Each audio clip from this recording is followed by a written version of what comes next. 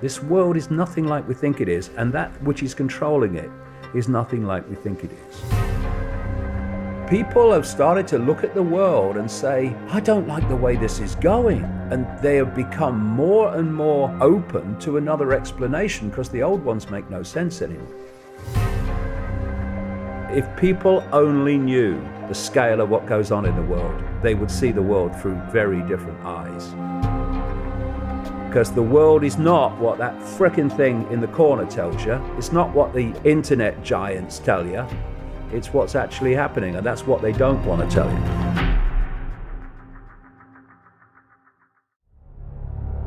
To understand the true nature of an individual action, an individual situation, you have to understand what it's connected to. Because it's not a pixel, there's a picture there, and you just have to find it. Know the outcome, and you'll see the journey. If you know where we're being taken, then the steps and the changes and the events are leading to that outcome become very clear. But if you don't know the outcome, then those same happenings appear to be completely random and have no pattern. What is the outcome? The outcome that we're being taken to, which brings in so many other dots of topical current interest and happening, is to a position where no one will ever see anything or hear anything that is not officially approved. That's the goal. Now, what we're seeing is the movement towards that, whereby anything outside of the official narrative is now hate speech, fake news, and any other label that they come up with, and there'll be many others. And of course, within that concept of only seeing and hearing whatever the authority wants you to see and hear, we then see why freedom of speech in general is being targeted. Everywhere you look, it's being targeted. Because if freedom of speech survives in any form, they can never reach the point where they can control everything that people see and hear, because free speech can challenge it. So that's why free speech is being targeted on the scale it is. We have this global cult, which has the spider in the shadows that is directing through the web, through secret societies, and it plays out into the public arena through governments and government agencies and banking systems and corporations and so on. So you've got the spider, and the spider dictates its personnel. You can look for a solution to a situation, and what happens is you normally lead to more problems. Or you can do the wise thing, which is to remove the cause of the problem. And the cause of the problem is human acquiescence to their own enslavement and human acquiescence to authority.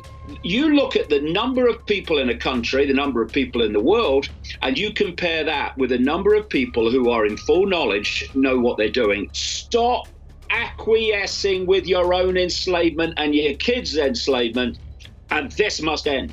Because only with that acquiescence can it happen. Freedom is basically the ability to make choices. The more choices you can make, the more freedom you have. And how many people in the world have the ability to make the choices they'd like to make? Very few. That means they're slaves. They're slaves to the system. The system's not serving humanity. Humanity's serving the system. And so you are in a situation where we have mass slavery. And what this cult wants to do is turn that mass slavery into utter and total slavery. But we still have the free will to say no and stop obeying. The answer is just there, staring us in the face. But what people have done, and this is systematic too, you come out of the womb and the programming starts to obey and fear authority. It starts in the schools, it goes through, fear the boss, what have you, fear the government, fear the police. I said years ago, even before current events, just note the number of times through your day where you're given instructions on what to do or what not to do, especially if you live in a city. And now, of course, it's grotesque. You know, most people cry for freedom, but they don't really know what they want because they don't really know what freedom looks like, because we've never been free. The human race has never experienced freedom. Freedom is a whole new prospect. We have a concept of it, but it's something that we've never ever experienced, and that's why no one can really find the way there. And no one can find the path to get out of this mess because no one is really prepared to participate. But the most important thing of all is for people to realize that you are the solution. You are the solution. There is no one coming along that's going to lead you to safety. There's no one who can start a big movement and spearhead an attack against the government or anything like that. Not if they're going to continue to play by these political parameters. Not if they're going to continue to play by these rules. It isn't going to matter who you put in there because the entire system is corrupt. And we are the ones that hold it up. That is the most important thing for people to understand, is that we are the ones that hold it up, and all we have to do to change the world is to pull away from the system.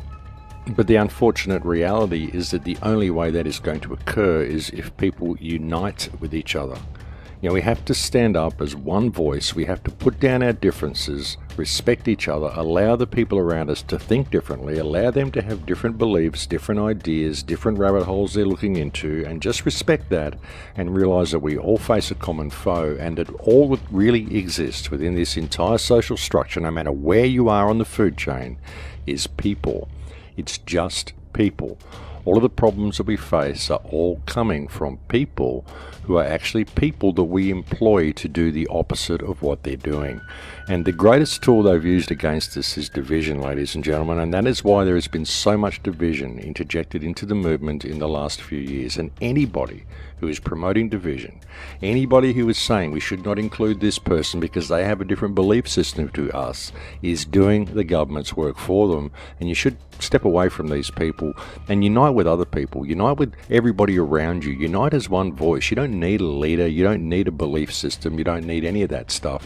What we need is freedom, and we have a real opportunity to get it, but we're also losing that opportunity. The window is closing very, very rapidly, ladies and gentlemen. We don't have very long to turn this around. We really don't. When you can clearly see that the only real way out of this mess is through public unity, it does become quite despairing because it's very difficult to find that unity anywhere, and everything this system does is designed to push us in the other direction and push the factions against each other. Now, many people inside, they know that something is terribly wrong, but they won't admit it to themselves, and I think this causes a huge schism within their minds. You know, they're going forward in this direction that they know is hopeless and they know they shouldn't be doing, but they try to maintain that face and keep positive about it anyway. But there's this underlying unhappiness here that I'm finding in people, even people that are really bright and happy on the surface. You know, once you start talking to them and really start to get them to open up a little bit, many of them simply just want to burst into tears. And they may be really bright and really confident people, but that's what happens. Once you crack that shell and you start talking to them, you can find that inner being, and you find that all of the trappings of the outer being, all of the external stuff is all a facade. It's all there to hide the hurt and the pain that exists inside. And I'm finding this with so many of the American people. All of it was a scam. All of it was done specifically to bring the world to exactly where it is today. None of this is by chance, ladies and gentlemen. Everything is planned. Everything is orchestrated. The entire global situation we see today has been completely orchestrated. There is nothing that happens on the global stage that does not happen by design. You know, all of these governments collude with each other, every single one of them. It doesn't matter who it is. It's just who decides to play the enemy today, who decides to play the villain, who's going to have the war on their turf for a little while, where's it going to lead, where's the bucks, sign me up. That's what it's for. It's all about bringing about this whole agenda of control. They wouldn't be able to control you if they weren't wars. They wouldn't be able to control you if there wasn't an enemy. That is the entire reason for government, to create enemies. Governments can be created, then they war against each other and the people suffer. It's never the governments, it's always the people. And this has been a long, long plan. It's been going on for centuries upon centuries. The slow plan for control of this entire biosphere, the slow plan for control of everything under the biosphere.